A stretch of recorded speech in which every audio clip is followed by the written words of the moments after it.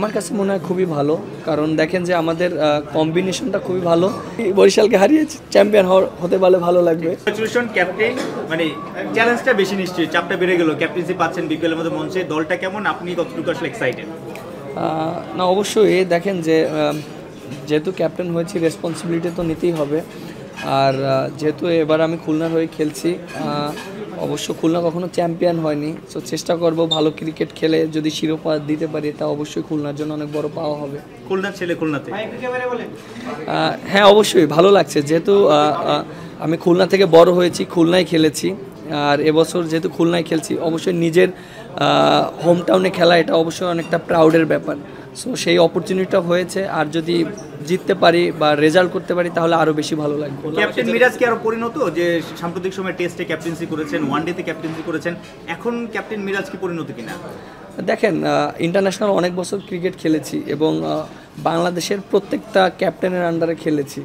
So অবশ্যই experience হয়েছে, আর সেই এক্সপিরিয়েন্সটা কাজে লাগাতে পারবো। আর হ্যাঁ, অবশ্যই যে দেখেন যে ক্যাপ্টেন্সি তো অবশ্যই করাটা অনেক সময় অনেক ডিসিশন নিতে হয়, অনেক জটিল ডিসিশন নিতে হয়। সো এটা একটা হ্যাবিটের ব্যাপার। সো এটা যদি কন্টিনিউ করতে পারি তাহলে হয়তো এটা সেট হয়ে যেতে পারবে। দলটা কেমন? আমার কাছে মনে হয় খুবই ভালো, কারণ দেখেন যে আমাদের কম্বিনেশনটা খুবই ভালো, ব্যাটিং বোলিং দুইটাই কম্বিনেশনটা ভালো। হয়তো অনেক বিগ নেম নেই, বাট যারা আছে আমার কাছে মনে হয় দে গাইজ আর পোটেনশিয়াল। জায়ান্ট কিলার হতে পারবেন ইনশাআল্লাহ, চেষ্টা করবো অবশ্যই। মিরাজ ভাই, গতবার বরিশালে ছিলেন, চ্যাম্পিয়ন হয়েছেন, আসলে বরিশালকে খানিকটা মিস করবেন কিনা? একটু সামনে দেখেন। দেখেন যে গত বছর বরিশালে খেলেছি, হ্যাঁ অবশ্যই বরিশাল চ্যাম্পিয়ন হয়েছে, খুব ভালো লেগেছে। আমি এর আগে কখনো চ্যাম্পিয়ন হয়নি। আর যেহেতু বরিশাল এবারও অনেক বড় টিম করেছে, ভালো টিম করেছে, সো খেলার মাঠে তো অবশ্যই যে টিমের সাথেই খেলি না কেন সবসময় প্রতিদ্বন্দ্বিতা থাকবে। যেহেতু এবার খুলনায় খেলছি, খুলনাকে রেসপন্সিবিলিটি নিয়ে খেলতে হবে। ব্যক্তিগত কোনো লক্ষ্য থাকবে? দেখেন যে ব্যক্তিগত লক্ষ্য নিয়ে আমি কখনোই সেট করে খেলতে পারি না, এটা আমার জন্য অনেক প্রেশার হয়ে যায়। সো আমি চেষ্টা করি যে ম্যাচ খেলার জন্য এবং ভালো ক্রিকেট খেলার জন্য। মিরাজ ভাই, এবার টেস্টে আপনি বাংলাদেশের হাইয়েস্ট রান গেটার এই বছর এবং হাইয়েস্ট উইকেট টেকারও। দ্যাট মিনস আপনি যে একজন প্রমাণিত অলরাউন্ডার, এটা এবার প্রমাণ হয়েছে। এই বিপিএল এ নিজের অলরাউন্ড পারফরমেন্সটা কোথায় নিয়ে যেতে চান? এমন কিছু যে 350-400 রান, 20 উইকেট, 22 উইকেট। দেখেন, একটা জিনিস দেখেন, আপনি যেটা বললেন যে এবছরে হয়তো আমি বেশি রান করেছি। দেখেন, আমি একটা কথা সবসময় বলতাম যে উপরে ব্যাটিং করলে কিন্তু রান করার অপরচুনিটি বেশি থাকে। আমি এর আগে যেখানে ব্যাটিং করেছি ওখানে কিন্তু রান করার অপরচুনিটি ওরকম থাকে না, কারণ বোলারদের নিয়ে ব্যাটিং করতে হয়। এখন উপরে যেহেতু ব্যাটিং করছি, আমার সাথে অনেক ব্যাটসম্যান থাকছে, ব্যাটিং করার সুযোগটা বেশি পাচ্ছি, হয়তো সের জন্য ভালো হচ্ছে। সেটা যদি কন্টিনিউ করতে পারি তাহলে আমার জন্য ভালো হবে, কেরিয়ারের জন্য, এবং আমার কাছে মনে হয় টিমের জন্যও ভালো হবে।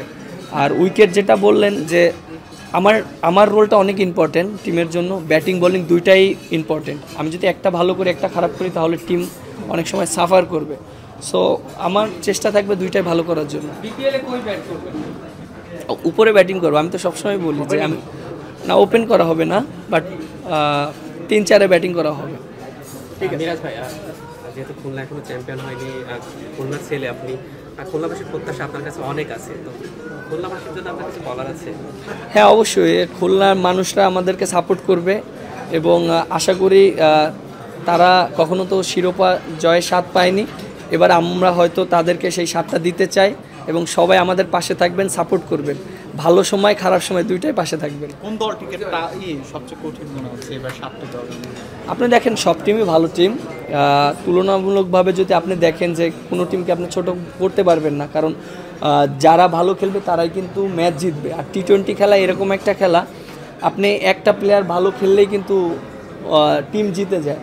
সো আমার কাছে মনে হয় যে সব টিমই ইকুয়াল, বাট খাতা কলমের দিক থেকে বরিশাল সব থেকে এগিয়ে থাকবে, কারণ সব ন্যাশনাল টিমের প্লেয়ার তারা নিয়েছে, senior player, junior player, but তারপরেও এন্ড অফ দ্য ডে মাঠের খেলাটাই ইম্পর্টেন্ট। মিরাজ ভাই, আপনি নিশ্চিত করে চ্যাম্পিয়ন হতে চাইবেন, যদি ফাইনাল উঠতে পারেন আসলে প্রতিপক্ষ হিসেবে কাকে চান? বরিশালকে নিশ্চিত করে চাইবেন?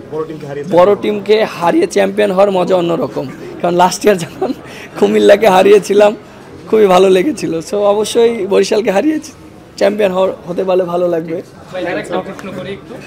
টি-20-তে যেটা দেখা যায় যে আপনার বোলিংটা কোনো একটা কারণে আসলে অত বেশি কার্যকর হয় না, কিন্তু ব্যাটিংটা আপনি বেশ ভালোই করেন। এখন কি ওই মাইন্ডসেটটা নিয়েছেন যে ব্যাটিংয়ে আরও ভালো করে যাতে ব্যাটার বা ব্যাটিং অলরাউন্ডার হিসেবে খেলতে পারেন ন্যাশনাল টিমে, টি-20তে বিশেষ করে? আপনি একটা জিনিস দেখেন, টি-20 খেলাটা কিন্তু একটা অন্য টাইপ অফ ক্রিকেট। আপনি টেস্ট ক্রিকেট, ওয়ানডে ক্রিকেট আর টি-20 ক্রিকেট এটার ভিতর কোনো মিল পাবেন না। সো আমার রোলটা কি সেটাকে বুঝতে হবে। সো আমার কাছ থেকে টিম কিভাবে চায়, আমার কাছে টিম হয়তো ব্যাটিং থেকে আশা করে, বোলিংয়ের থেকে। সো আমি ওইভাবে নিজেকে মেন্টালি তৈরি করছি। বাট আমি যেহেতু দুইটাই পারি, আমি যদি একটা করি আর একটা না করি আমার কাছে ভালো লাগে না। সো এই যে টি-20 ম্যাচ খেলেছি, হয়তো বোলিং করার সুযোগ হয়নি, বাট আমার নিজের কাছে একটু লেগেছে যে না, আমি যদি বোলিং করতে পারতাম আরও ভালো লাগতো। সো একটা করে আমি কখনোই নিজেকে মানে